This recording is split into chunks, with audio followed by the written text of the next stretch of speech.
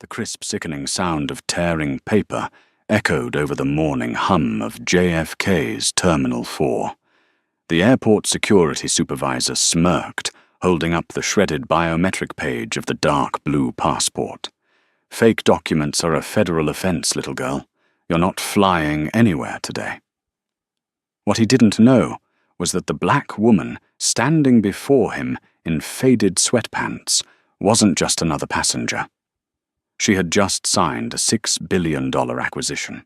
He hadn't just grounded a traveler, he had just grounded his new CEO. The rain lashed against the tinted windows of the Lincoln Navigator as it glided down the Van Wyck Expressway toward John F. Kennedy International Airport. In the back seat, 34-year-old Jasmine Hayes rubbed her temples, trying to massage away a migraine that had been building for the better part of 72 hours. She was exhausted, but it was the kind of exhaustion that tasted like absolute victory. For the past 3 days, Jasmine had been locked inside a glass-walled conference room at Kirkland and Ellis, one of Manhattan's most ruthless corporate law firms. Alongside an army of antitrust lawyers and private equity backers, she had executed the impossible, a $6.4 billion hostile takeover of Vanguard Airlines, one of the nation's largest and oldest legacy carriers. Vanguard had been bleeding money for a decade. Its board of directors, a boys' club of out-of-touch executives who had run the once-proud airline into the ground, had laughed when Jasmine's holding company first made a bid. They didn't think a young black woman from the south side of Chicago, who had built her fortune turning around distressed logistics companies, had the capital or the fangs to take them down. They had vastly underestimated her. By 4 a.m. this morning, the final signatures had been inked. The board was effectively dissolved, and Jasmine Hayes was the new chief executive officer and majority shareholder of Vanguard Airlines. "Ms. Hayes," the voice of her chief of staff, Fiona, crackled through the car's Bluetooth speakers. "The press release goes live in exactly 12 hours. The Wall Street Journal and Forbes already have the embargoed drafts. Are you sure you don't want me to arrange a Gulf Stream for your flight to London? The Vanguard acquisition is done. You don't have to fly commercial. You own the fleet now." Jasmine let out a soft laugh, adjusting the oversized faded Yale University hoodie she had thrown on before leaving the hotel. "That's exactly why I have to fly commercial, Fiona. Vanguard's customer satisfaction ratings are in the gutter. The on-time performance is abysmal, and the frontline staff morale is worse. If I fly a private G650 into Heathrow, I learn nothing. I need to see the rot from the inside, unannounced, unrecognized." "Understood," Fiona replied, her tone shifting to professional resignation. "You are booked in Seat 1A on Vanguard Flight 88 to London Heathrow, first-class global elite status. Do you have your passport?"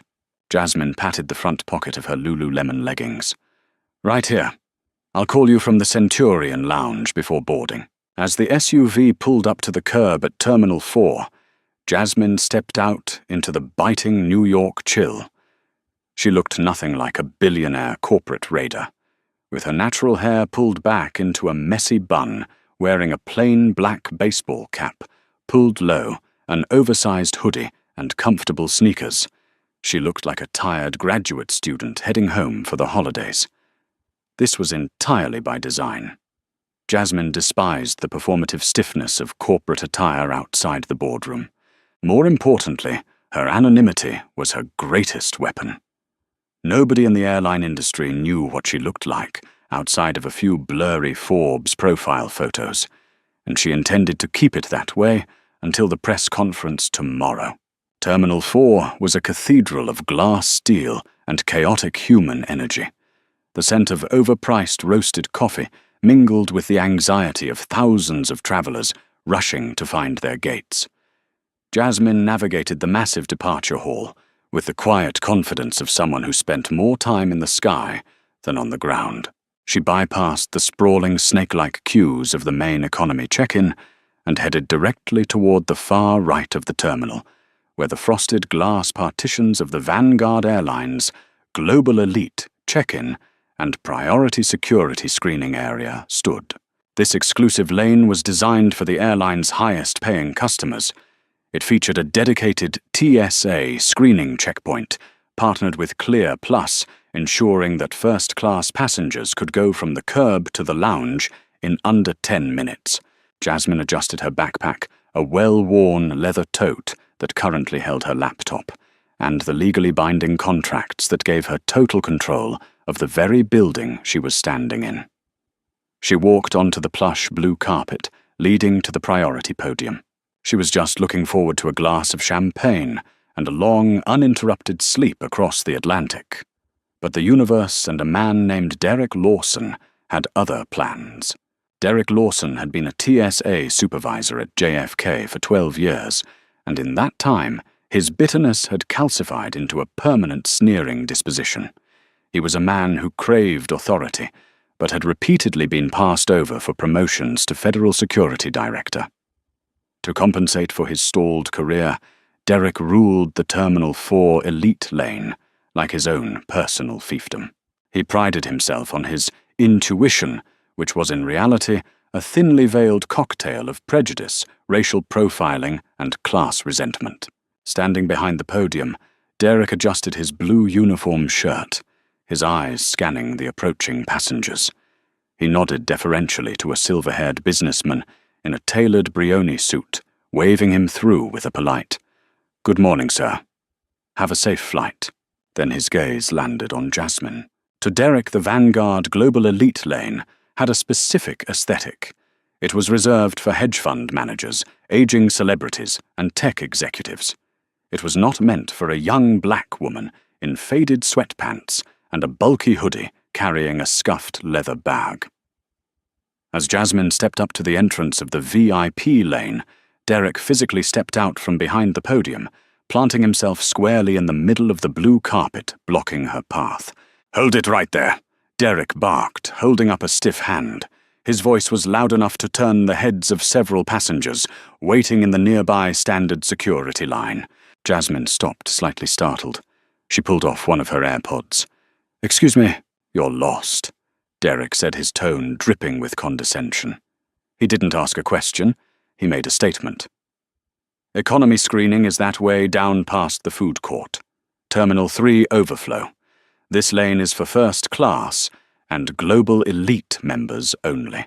Jasmine felt a familiar, exhausting prickle of annoyance. It wasn't the first time she had been profiled, and it certainly wouldn't be the last.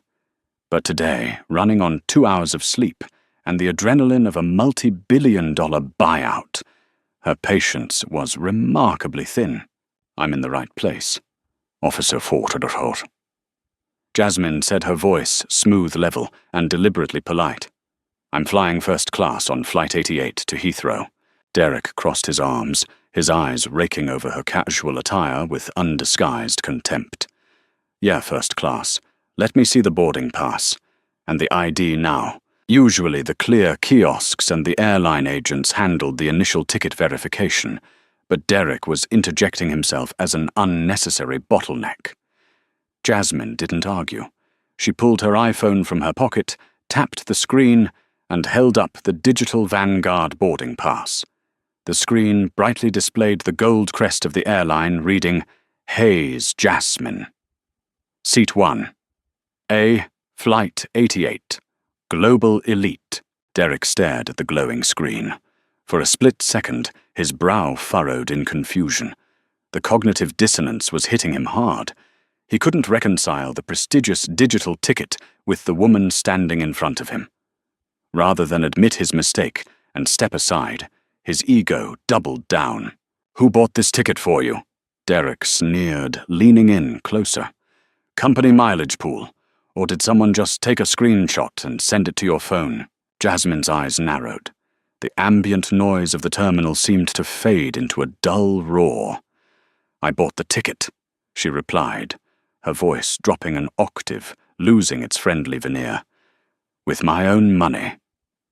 Now, if you'll excuse me, my flight board's in 45 minutes, and I'd like to get to the lounge." She stepped forward to bypass him, But Derek shifted his weight, intentionally bumping his shoulder against hers to stop her progress. It was a micro-aggressive show of physical force, meant to intimidate. "You don't move until I say you move," Derek hissed. "Phone screens can be faked. Screenshots can be doctored. Hand over your physical passport. Now." By now, a small crowd was beginning to notice the tension. Two middle-aged white women, dripping in designer brands, whispered to each other from the priority line. A businessman checked his Rolex, annoyed by the delay, but watching the confrontation with passive curiosity. Jasmine stood her ground. She knew exactly what Derek was doing. He was trying to provoke a reaction. He wanted her to raise her voice, to get angry, to fit the stereotype of the angry, unruly passenger, so he could call Port Authority police and have her dragged out of the terminal. It was a sick power play. But Jasmine had spent her entire adult life navigating rooms filled with powerful predatory men who wanted to see her fail. A mid-level airport security agent on an ego trip was nothing to her. Without a word, Jasmine reached into her pocket and retrieved her dark blue United States passport. She handed it to him. "Here. Verify it. Scan the chip. And then let me pass." Derek snatched the passport from her hand. He didn't just look at the photo page. He opened it with exaggerated suspicion, holding it up to the fluorescent lights of the terminal. He was hunting for a reason, any reason to put her in her place. Jasmine Hayes. He read the name aloud, dragging out the syllables to make it sound suspicious. He looked from the photo to her face, then back to the photo. "You don't look like a Jasmine Hayes who flies first class. You don't look like you belong in this terminal at all. And you don't look like a man who is going to have a job by the end of the day." Jasmine said the words, slipping out with a quiet, icy precision. Derek's head snapped up. His face flushed a dark, angry red. The threat wasn't screamed, it was delivered with the terrifying calm of an apex predator. And in that moment, Derek Lawson made the worst decision of his entire life. Derek's pride had been wounded, and in front of an audience of wealthy travelers no less. He could feel the eyes of the elite passengers on him.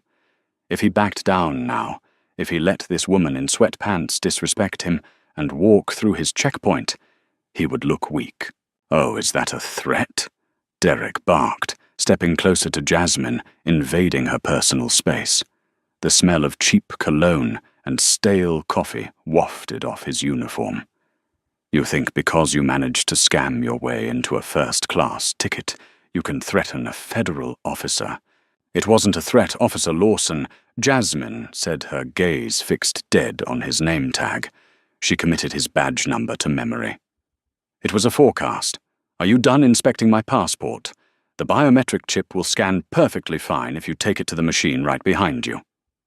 Instead of walking to the scanner, Derek pulled a small ultraviolet flashlight from his tactical belt. He clicked it on, shining the purple light over the biometric data page. He was aggressively looking for missing watermarks or misaligned microprinting. He rubbed his thumb roughly over the edge of the laminated photo page.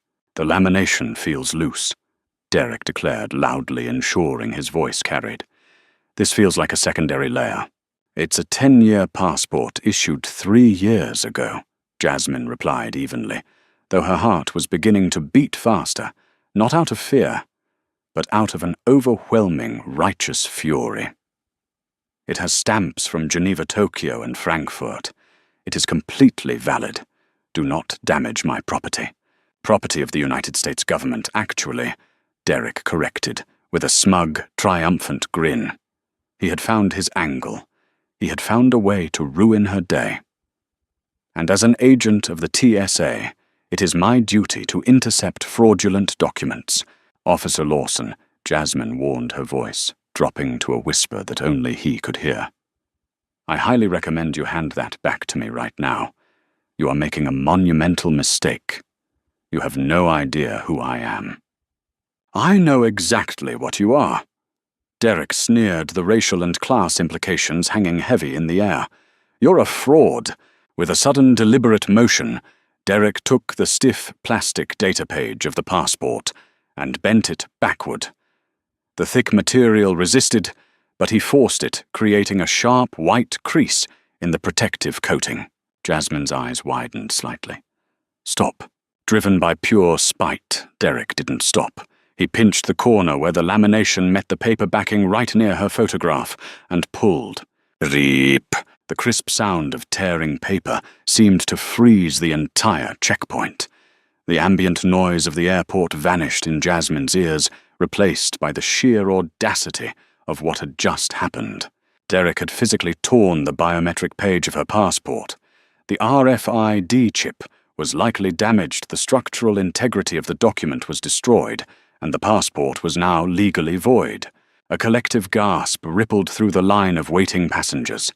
Even the businessman in the Brioni suit looked shocked, taking a step back. Destroying a passenger's passport was an extreme, legally perilous action, strictly reserved for obvious proven counterfeits, after a supervisor and CBP agents had been called. Derek had done it purely out of spite, right in the middle of the terminal floor. Derek held up the torn document, his smirk faltering for a fraction of a second, as the reality of what he had done set in, but his ego quickly patched the crack. He tossed the mutilated passport onto the podium. Fake documents are a federal offense, little girl. Derek said, his voice loud and authoritative, playing to the crowd. The document is compromised. You're not flying anywhere today. In fact, I'm calling Port Authority to have you escorted off the premises. He reached for the heavy black radio on his shoulder. Control, this is Checkpoint Alpha. I have a 1043 here. Unruly passenger with fraudulent documents. Need officers to... Jasmine didn't scream. She didn't cry.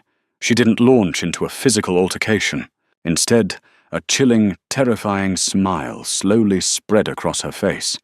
It was the smile of a chess grandmaster who had just watched her opponent move his queen directly into a trap. She reached into her pocket, ignoring Derek entirely, and pulled out her iPhone. She didn't dial 911. She didn't pull up the Vanguard customer service line. She tapped a single name in her favorites, Fiona. The call connected on the first ring. Fiona. Jasmine said, her voice echoing with absolute authority, entirely devoid of the fatigue that had plagued her earlier. The power in her tone was palpable. Yes, Ms. Hayes. Cancel the 10 a.m. London meeting. I'm not making the flight. Derek scoffed loudly. You got that right, you're not. Jasmine kept her eyes locked onto Derek's. Next, I need you to make 3 phone calls. Call the TSA Federal Security Director for JFK. Call the Port Authority Chief of Police. And finally call Vanguard's Head of Airport Operations. Tell all 3 of them to get down to Terminal 4, Elite Checkpoint Alpha, immediately. Fiona's voice on the other end was instantly alert. Is everything all right, Jasmine? Are you safe? I'm perfectly safe, Jasmine replied, her eyes never leaving Derek's suddenly pale face. But it seems Vanguard Airlines has a severe pest control issue at its checkpoints. And as the new CEO, I'm going to exterminate it. Jasmine lowered the phone, slipping it back into her pocket. The silence at the checkpoint was deafening. Derek's hand hovered over his radio, frozen. The smugness had vanished from his face, replaced by a creeping, cold dread. He looked at the girl in the faded sweatpants, then down at the torn passport on the podium, and finally back up to her eyes. Eyes that held the weight and power of a $6 billion empire. Ayo. Derek stammered, his voice barely a whisper, the bravado suddenly drained from his body. You wanted to see my credentials. Officer Lawson, Jasmine said softly, stepping closer to the podium until she was inches from him. You're about to see all of them. The word hung in the air, suspended over the Vanguard Global Elite checkpoint, like a guillotine waiting to drop. CEO. Derek Lawson stared at the young black woman in the oversized Yale hoodie. His brain, rigidly wired to categorize people based on superficial metrics of wealth and power, violently rejected the information. It's a bluff, he told himself. It has to be a bluff. She's insane. She's a sovereign citizen, or one of those internet pranksters trying to get a viral video. You're out of your mind. Derek finally forced out, though his voice lacked the booming, arrogant bass it had possessed just 3 minutes earlier. He pointed a trembling finger at her. Vanguard Airlines is run by Lawrence Harding. I've seen him walk through this very checkpoint. You expect me to believe Lawrence Harding surrendered his voting shares and signed a golden parachute severance agreement at exactly 3:15 a.m. this morning. Jasmine interrupted her voice perfectly, even betraying no emotion. The SEC filings were electronically submitted at 4 a.m. If you had an ounce of situational awareness outside of terrorizing passengers, you might have caught the whisper on the Bloomberg terminals. But you don't. Derek swallowed hard. A bead of cold sweat formed at his hairline, sliding down his temple. He looked around desperately for validation. The small crowd of elite passengers, previously annoyed by the delay, was now entirely captivated by the unfolding drama. The businessman in the Brioni suit had actually taken out his phone and was quietly recording the interaction. Before Derek could attempt to double down on his sinking ship, the heavy, synchronized thud of tactical boots echoed on the polished tile floor. 2 Port Authority Police Department, PAPD officers, clad in dark blue uniforms with heavy duty belts, aggressively cut through the crowd. Derek had hit his radio panic button during his initial threat, and the response in a post-9/11 airport was always immediate. All right, what's the situation here, Lawson? The lead officer, a broad-shouldered man named Officer Miller, barked as he approached the podium. His hand rested cautiously near his utility belt. He scanned the scene, his eyes landing on Jasmine. Seeing a calm, unarmed woman in sweatpants, standing casually with her hands visible, Miller's tense posture relaxed slightly, though he remained thoroughly alert. Derek saw his lifeline. He immediately puffed out his chest, attempting to reclaim his authority in the presence of armed law enforcement. Officer Miller, thank God, Derek said, his voice regaining a desperate edge of hostility. I need this individual detained immediately. She presented a fraudulent United States passport, attempted to bypass federal screening, and is now impersonating a corporate officer of Vanguard Airlines to intimidate a TSA supervisor. Officer Miller turned his gaze to Jasmine. Ma'am, is this true? Jasmine didn't flinch. She slowly raised her hands, keeping her palms open and non-threatening. Officer Miller, my name is Jasmine Hayes. I am the newly instated Chief Executive Officer of Vanguard Airlines. What is true is that I attempted to board my flight to London. What is also true is that Supervisor Lawson refused to electronically verify my boarding pass or my passport. She pointed a single perfectly manicured finger at the podium.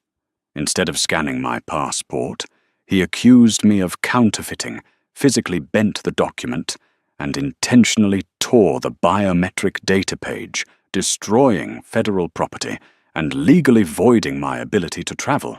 Miller's eyes followed her finger to the podium. There, lying next to Derek's keyboard, was the dark blue passport. The thick photo page was jaggedly ripped halfway across Jasmine's face. Miller's jaw tightened. He had worked airport security long enough to know the strict, unforgiving protocols regarding travel documents. Even if a passport was suspected to be completely fake, a TSA agent was required to call CBP Customs and Border Protection to have it verified and confiscated. You never physically destroyed a passport on a whim. That was a federal crime. Lawson, Miller said slowly, his voice dropping to a dangerous register. Did you rip that document? It's fake, Derek stammered, the panic fully returning to his chest. The lamination was peeling. She's a fraud. She's threatening me with imaginary executives. Secure the document, officer. Jasmine commanded, gently, yet with undeniable authority. I want it logged into evidence. Furthermore, I request that nobody leaves this immediate vicinity. My Chief of Staff has already contacted Helen Ross, the TSA Federal Security Director for this airport, as well as David Cole Vanguard's Vice President of Airport Operations. They are currently en route. Officer Miller looked at Jasmine. People who were caught with fake passports usually tried to run. They panicked. They cried. They certainly didn't name-drop the highest-ranking federal official in the airport and demand they come to the scene. "Stay right here, ma'am," Miller said to Jasmine, before turning a fierce glare on Derek. "Lawson, step away from the podium. Do not touch that passport." "You can't be taking her side," Derek hissed his face, flushing crimson. "I am a federal supervisor. Arrest her." "Shut up, Derek," Miller snapped, stepping between the TSA agent and the passenger. The standoff lasted for what felt like an eternity, but was in reality only 4 minutes. The tension at Checkpoint Alpha was so thick it could have been cut with a boarding pass. The passengers in line remained frozen in place, a captive audience to the spectacular implosion of an airport tyrant. Then the chaos of the terminal was pierced by the sound of running footsteps. A tall man in a tailored charcoal suit was actually sprinting down the concourse, dodging startled travelers and rolling luggage. His tie was flapping over his shoulder, and his face was a mask of absolute terror. It was David Cole Vanguard Airline's VP of Airport Operations. Trailing closely behind him, walking with a furious, commanding stride, was Helen Ross. As the TSA Federal Security Director for JFK, she was the ultimate authority for everything related to security in the airport. She wore a sharp navy blazer and a deeply displeased expression. David Cole arrived at the checkpoint breathless. He bypassed the Port Authority officers, bypassed Derek, and stopped dead in his tracks in front of Jasmine. He had never met her in person, but he had spent the last 3 hours on an emergency video conference with the new transition team. He knew exactly who she was. David hurriedly buttoned his suit jacket, desperately, trying to catch his breath and project professional decorum. "Ms. Hayes," David panted, his voice laced with profound apology. "David Cole, VP of Operations. We weren't expecting you to fly out until the press embargo lifted tomorrow. I am so incredibly sorry. Are you hurt?" "What happened?" The collective gasp from the surrounding passengers was audible. Derek Lawson felt his knees go weak. The color completely drained from his face, leaving him looking like a ghost, haunting his own checkpoint. The words "Ms. Hayes" echoed in his skull. The bluff wasn't a bluff. The woman in the faded Yale hoodie, the woman he had aggressively profiled, mocked and illegally detained, was the boss of the man who essentially ran the terminal. Jasmine offered David a small, tight smile. "I'm perfectly fine, David. Thank you for getting here so quickly. Unfortunately, I won't be making the London flight today." Helen Ross stepped forward, her badge flashing under the fluorescent lights. She looked at Derek, who was visibly shaking, then at Officer Miller, and finally at Jasmine. "Ms. Hayes, I am Director Ross. I was informed there was a severe incident involving one of my supervisors." Helen said, her tone professional, but deeply concerned. "Can you tell me what happened here?" Jasmine didn't raise her voice. She didn't gloat. She simply turned and pointed to the mangled passport on the podium. Director Ross. Jasmine said, "Your supervisor didn't like the way I looked. He didn't believe I belonged in the global elite lane. So rather than follow federal protocol and scan my biometric data, he decided to permanently void my ability to travel internationally by tearing my passport in half." Helen Ross's eyes darted to the podium. When she saw the destroyed dark blue booklet, her expression darkened into pure, unfiltered rage. The reckoning had arrived. Helen Ross walked slowly over to the podium. She didn't touch the passport. She merely leaned over it, inspecting the jagged tear through the lamination and paper. She took a deep breath, visibly trying to control her temper. In the post-9/11 aviation landscape, the TSA was under constant scrutiny. They battled daily against public resentment, congressional budget cuts, and operational failures. The absolute last thing Helen needed was a massive civil rights lawsuit and a catastrophic PR nightmare orchestrated by a billionaire CEO whose passport was illegally destroyed by a rogue agent. Helen turned slowly to face Derek. "Lawson, what did you do? Director 1. Derek choked on his words. His arrogant facade had completely crumbled, leaving behind a terrified small man. I suspected it was a fraudulent document. The lamination, it felt altered. I was trying to inspect the security threading. By ripping it in half, Helen demanded, her voice cracking like a whip across the silent checkpoint. Since when does standard operating procedure dictate physical destruction of a passenger's travel documents? If you suspected fraud, why wasn't CBP called? Why wasn't the document scanned on the biometric reader right behind you? Derek opened his mouth, but no sound came out. There was no defense. He had acted out of pure spite, and everyone in the room knew it. "I'll tell you why Director Ross," Jasmine interjected, stepping fully into the space between them. The atmosphere shifted. She was no longer just a wronged passenger. She was the CEO of Vanguard Airlines, taking command of her territory. He didn't scan it because he wasn't looking for fraud. Jasmine stated, her voice projecting clearly so that every passenger and officer could hear. He was looking to humiliate me. Because I am young, because I am black, and because I chose to wear a hoodie instead of a designer suit. He looked at me and decided I didn't belong in Vanguard's first-class lane. Jasmine unzipped her leather tote bag and pulled out a sleek iPad Pro. She tapped the screen a few times, bringing up a complex, data-heavy dashboard. When my firm began the acquisition of Vanguard Airlines, Jasmine continued, her eyes locking onto David Cole. I demanded access to all back-end customer service metrics. For the past 48 hours, I haven't slept. I've been reading through thousands of passenger complaints. She turned the iPad around, showing the screen to Helen Ross and David Cole. It was a heat map of TSA checkpoints at JFK, cross-referenced with Vanguard's elite passenger complaints. Checkpoint Alpha was glowing a violent, angry red.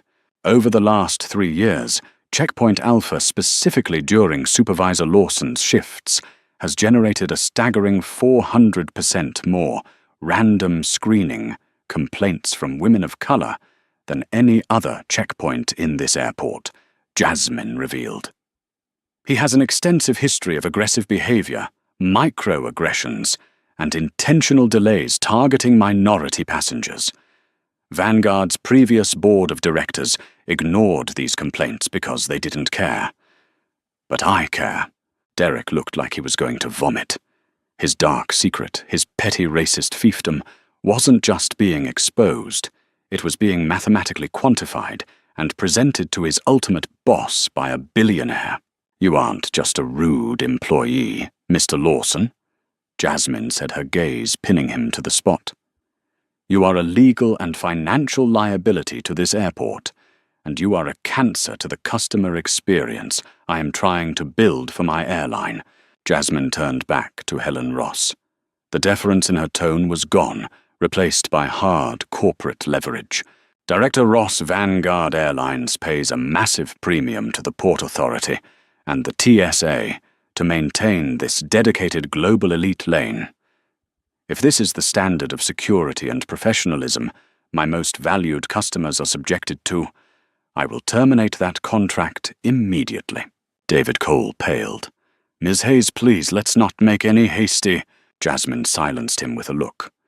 "I will shut down this lane, terminate the TSA Plus partnership, and hire private third-party security contractors, authorized under the SPP program, to run Vanguard's screening. JFK will lose millions in premium lane revenue, and the TSA will suffer a massive public embarrassment when I explain exactly why I did it at tomorrow morning's press conference." Helen Ross closed her eyes for a brief second. The threat was nuclear. The Screening Partnership Program SPP allowed airports to replace TSA agents with private security. If Vanguard initiated that process, citing blatant civil rights violations and illegal document destruction, heads would roll in Washington, and Helen's career would be over. "That will not be necessary, Ms. Hayes," Helen said sharply, her decision made. She turned to Derek. "Supervisor Lawson," Helen commanded, holding out her hand. "Your badge, your credentials, your radio." Derek gasped, tears of panic finally welling in his eyes. "Director, please, I have 12 yours in. You can't just—" "I can, and I am." Helen interrupted, her voice devoid of pity. "You have fundamentally violated core TSA protocols, destroyed federal property, and exposed this agency to astronomical liability. You are suspended immediately, pending a full federal investigation and likely criminal charges for the destruction of that passport. Badge, now." With trembling hands, Derek unclipped the silver TSA badge from his uniform shirt. He placed it in Helen's open palm. Next went his ID card. Finally, he unhooked his heavy shoulder radio. In less than 10 seconds, he had been entirely stripped of his authority. He wasn't a tyrant anymore. He was just an unemployed man in a cheap blue shirt. "Officer Miller," Helen said, turning to the Port Authority police.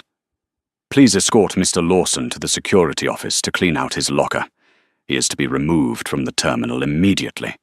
His SIDA badge is revoked. If he steps foot in the secure area of this airport, again arrest him for trespassing." "With pleasure," Director Officer Miller said, grabbing Derek by the bicep. The grip was not gentle. "Let's go, Lawson." As the police led a devastated, silent Derek away from the checkpoint, the previously frozen crowd of elite passengers erupted. It started with a single, slow clap from the businessman in the Brioni suit and quickly cascaded into genuine applause. They had watched a bully get absolutely dismantled. Jasmine didn't smile at the applause. She simply took a deep breath, the adrenaline finally beginning to recede, leaving behind the crushing weight of her exhaustion. David Cole stepped forward, looking at Jasmine with newfound awe and terror. "Ms. Hayes, I don't know what to say. I will personally oversee a complete overhaul of our lane partnerships.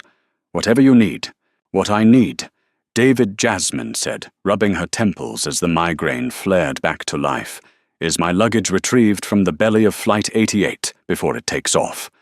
And then I need a car to take me back to Manhattan." "Of course," David nodded furiously. "I'll have it handled immediately. And your passport, we can expedite a replacement through our diplomatic contacts in D.C. by tomorrow afternoon." "Do that," Jasmine replied, reaching over to the podium to pick up the torn pieces of her passport. She looked at the mutilated document, then looked down the long concourse where Derek Lawson was being marched out of the building. She had wanted to see the rot from the inside. She had certainly found it. But as she walked away from the checkpoint, flanked by the VP of Operations and the TSA Director, Jasmine Hayes, knew one thing for certain. Vanguard Airlines was under new management, and the skies were about to change. The following morning, the sun rose over Manhattan, casting a brilliant golden light across the East River. But inside the 64th floor conference room of One World Trade Center, a severe storm was brewing. At precisely 8 a.m., the media embargo officially lifted. Every major financial news network from CNBC to Bloomberg flashed the same breaking headline across their ticker tapes: "Vanguard Airlines acquired in $6.4 billion. Hostile takeover. Jasmine Hayes named CEO." Inside Vanguard's ultra-modern, glass-walled executive boardroom, the atmosphere was suffocatingly tense. The remaining C-suite executives, those who hadn't been forced out with former CEO Lawrence Harding the night before, sat around the sprawling mahogany table in stunned, terrified silence.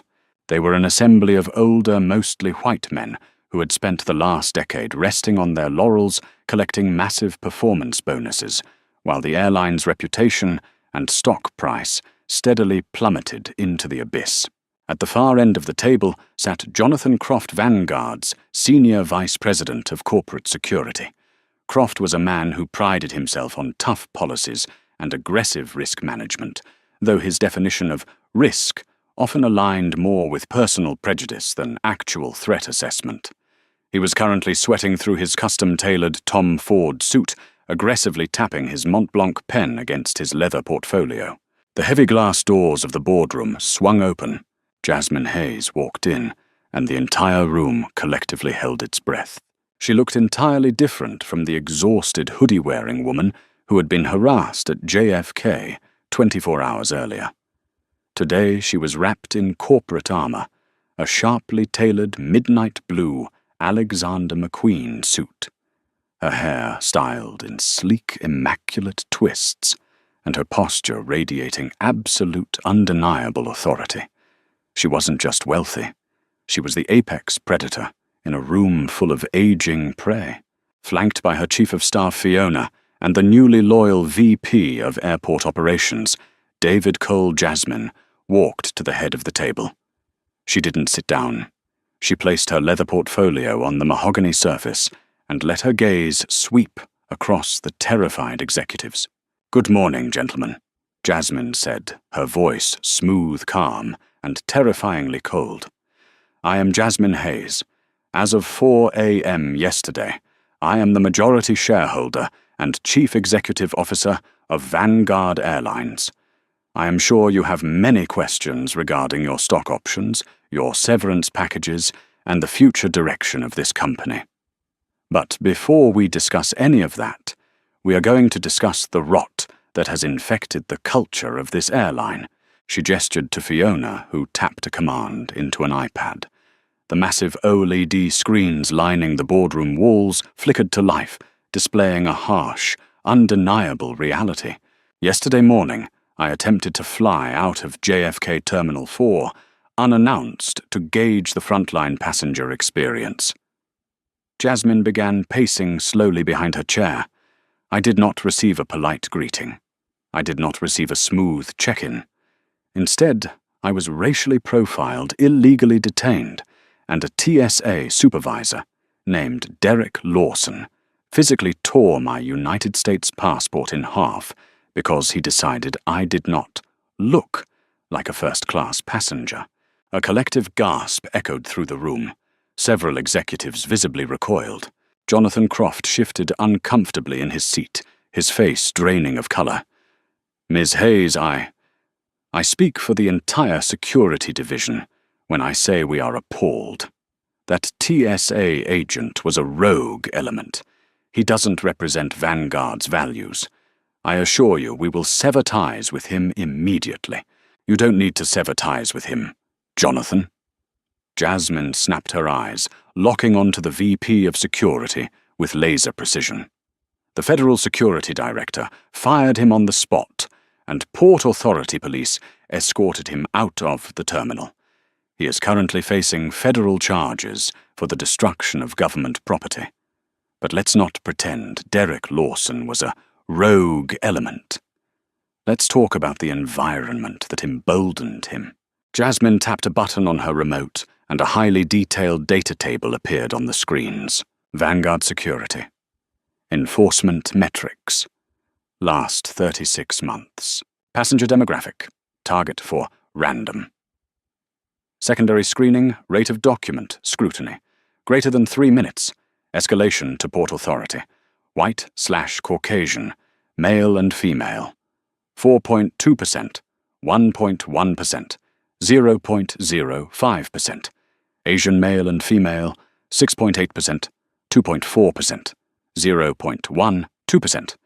Black/African American. Male and female, 28.4%, 14.7%, 4.8%.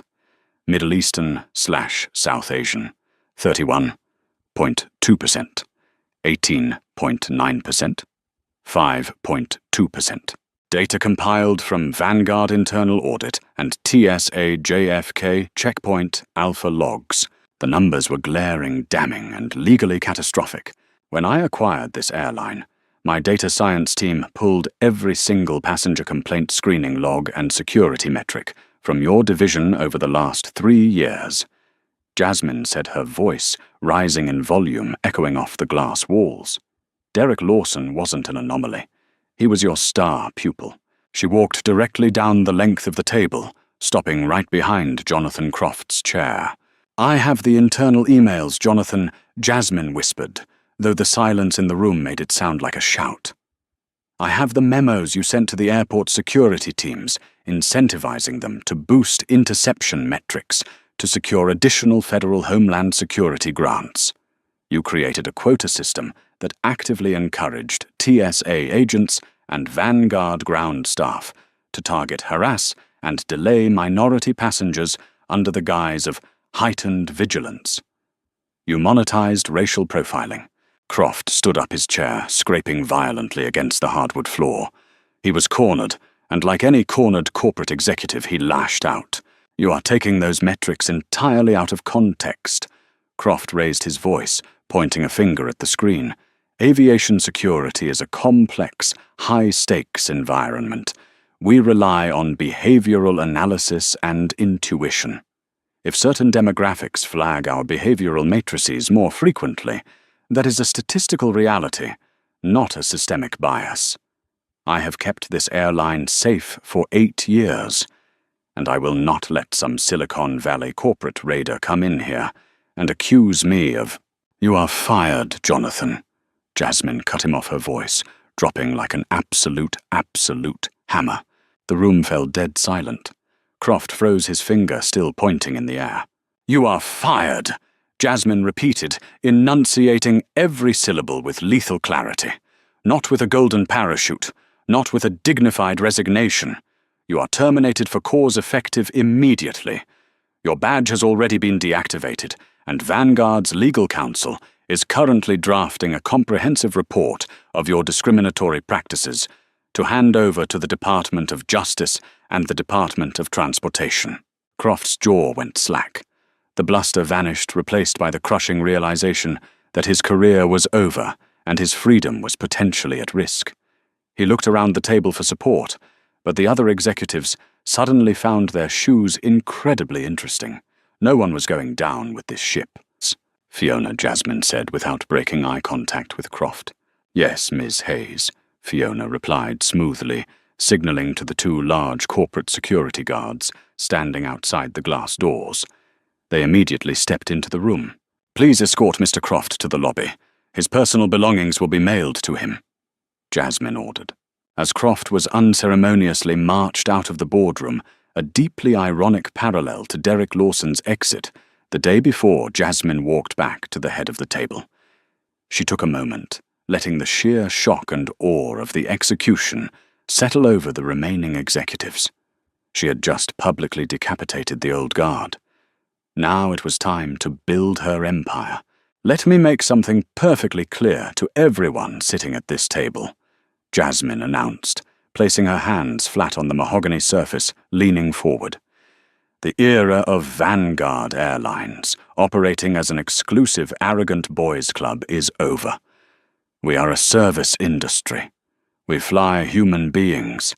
We connect families, we facilitate business, and we bridge continents. If you cannot treat every single passenger, whether they are wearing a Brioni suit in first class or a faded hoodie in economy, with absolute dignity and respect, you do not belong in my company." She turned back to the screens, switching the slide to a bold, aggressive new restructuring plan. "Effective immediately, we are instituting a zero-tolerance discrimination policy across all customer touchpoints," Jasmine declared. "I'm stripping $40 million from the executive bonus pool. That money is being redirected today.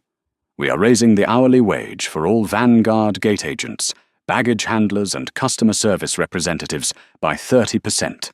You want better employees, you pay them better, and you treat them better."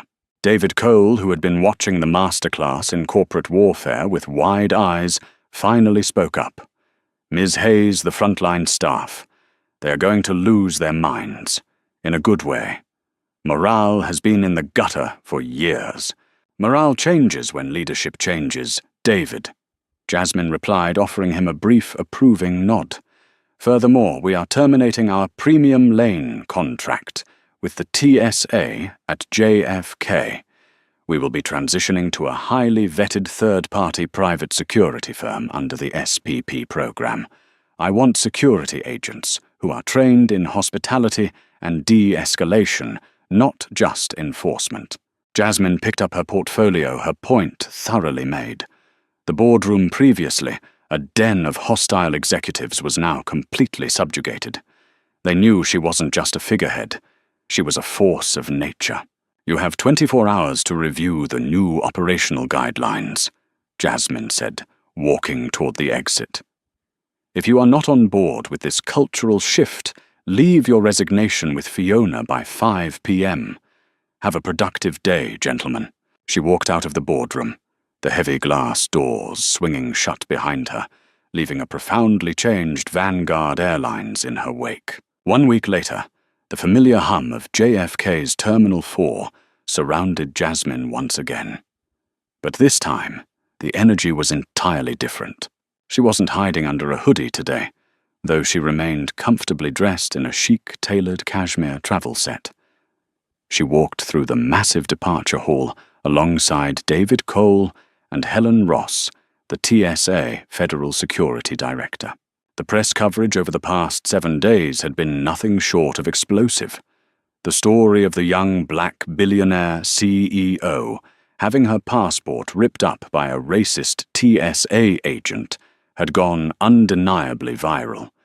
The public outrage was swift, but Jasmine's response had been a masterclass in crisis management. She hadn't just complained, she had cleaned house. The firing of Jonathan Croft, the massive raises for frontline workers, and the strict new anti-discrimination protocols had turned a PR disaster into a monumental victory.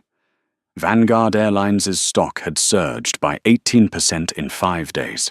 As they approached the Vanguard Global Elite lane, Jasmine noticed the immediate changes. The dark, intimidating podiums had been replaced with sleek, welcoming counters. The agents standing there weren't scowling. They were actively greeting passengers with genuine smiles. The transition to the new private security contractors has been smoother than anticipated, Miss Hayes, Helen Ross noted, gesturing to the checkpoint. Despite the jurisdictional headache it had caused, her Helen had profound respect for the way Jasmine had handled the crisis. They are thoroughly trained in the new protocols, and I can assure you the TSA has implemented a nationwide review of document verification procedures to ensure what happened to you never happens again. I appreciate that Director Ross. Jasmine smiled, pulling a sleek, brand-new United States passport from her bag. It had been expedited through the State Department within 24 hours. Accountability breeds improvement. They arrived at Checkpoint Alpha. A young professional security agent in a crisp white shirt and navy tie stepped forward. He immediately recognized his CEO, his eyes widening slightly, but he maintained his professional composure. "Good morning, Ms. Hayes.